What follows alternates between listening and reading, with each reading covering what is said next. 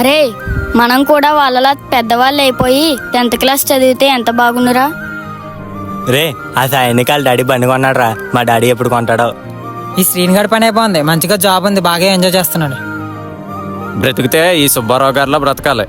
Real ఎస్టేట్లో బాగా సంపాదిస్తున్నారు, కారు, లగ్జరీ లైఫ్. ఈ నారాయణ పనే బాగుంది, జీవితాన్ని మొత్తం నెట్టేశాడు. మనవడు మనవరాలతో బాగా ఎంజాయ్ చేస్తున్నాడు.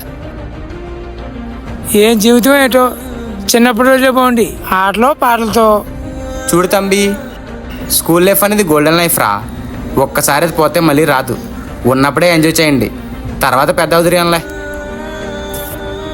మీ సాయానికి 18 years దాటాయిరా, పైగా లైసెన్స్ కూడా ఉంది. అందుకే వాళ్ళ డాడీ బైక్ కొనిచ్చారు.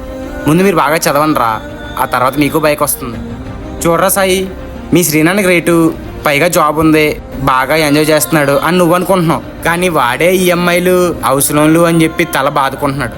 ఈ టీనేజ్ పోతే మళ్ళీ రాదురా. నీ లైఫ్లో ఏం చేయాలని ఏం గురించి ఆలోచించు. మీ సుబ్బారావు అంకుల్ది లగ్జరీ లైఫ్, అతనిలా బతకాలనుకుంటున్నావా? ఆయన దగ్గర డబ్బు మాత్రమే ఉంది, మనశ్శాంతి లేదు. చూడు, ఒక మిడిల్ క్లాస్ వల్ల బతికినా ఆయన మీద నువ్వే 100% హ్యాపీగా ఉంటున్నావు తెలుసా? ఏం సుబ్బారావు అంకుల్, ఆ పెద్ద ఆయన పనే బాగుందా? ఆయనే మోకాళ్ళ నిప్పులతో వయసు అయిపోతుందని బాధపడుతున్నాడు. ముందు మీరు మీ కుటుంబం బాధ్యతల గురించి ఆలోచించండి. మీ పిల్లల భవిష్యత్తు ముఖ్యం. మళ్ళీ వయసు అయిపోయిందని బాధపడకండి. చూడు పెద్దాయనా, పెద్దవాళ్ళు దేవుడితో సమానం. మీ పెద్దరికంతో సమాజంలో ప్రతి ఒక్కరిని మంచి మార్గంలో నడిపించండి. మీ మాటలు దేవుడి మాటలతో సమానం. ఈ లైఫ్ సైకిల్ మొత్తం గమనిస్తే ఈ సమాజంలో చాలామంది పక్క వాళ్ళతో కంపేర్ చేసుకుంటూ వాళ్ళ ప్రజెంట్ లైఫ్ను పాడు చేసుకుంటున్నారు. ఎవడి లైఫ్ వాడిది, ఎవడి యుద్ధం వాడిది, ఎవడికి వాడే hero.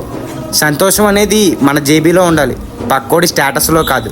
Enjoy your present lifes. Content నచ్చితే ఇప్పుడే ఫాలో చేసుకోండి.